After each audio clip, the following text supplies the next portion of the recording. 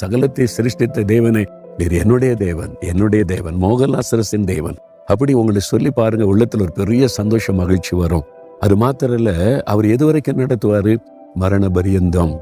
இந்த உலகத்துல நம்ம கூட வாழ்றதுக்கு எத்தனை பேர் அப்பா அம்மா இருக்கிறாங்க, நம்மளை பாதுகாக்கிறாங்க, பராமரிக்கிறாங்க, உதவி செய்யறாங்க. நான் கூட இருப்பேடா அப்படின்லாம் சொல்றாங்க. எது வரைக்கும் கூட இருப்பாங்க? ஒருவேளை ஒரு குறிப்பிட்ட வயசு வரைக்கும், அதெல்லாம் அவங்க உயிரோடு இருக்க முடியும், அவ்வளவுதான் இருக்க முடியும்.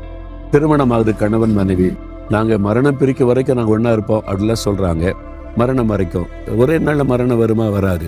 ஒருத்தர் முந்தி மறிச்சுட்டா அவ்வளவு நான் கூட இருக்க முடியாது. இதுல தான் நிறைய பேர் தனிமை. என் மனைவி இறந்துட்டா நான் ஐ ஃபீல் ஆல் அலோன், அந்த தனிமை உணர்வு சொல்லுவாங்க. என் கணவர் இறந்துட்டா தனிமை உணர்வும்பாங்க. எப்பவுமே மனதில் வைக்கணும், பெற்றோரானாலும் பிள்ளைகளானாலும் கணவனானாலும் மனைவியானாலும் நண்பர்களானாலும் யாருமே கடைசி வரை மரண நாள் வரை கூட வரவே முடியாது. அப்படி வரக்கூடிய ஒரே ஒருவர் இயேசு கிறிஸ்து.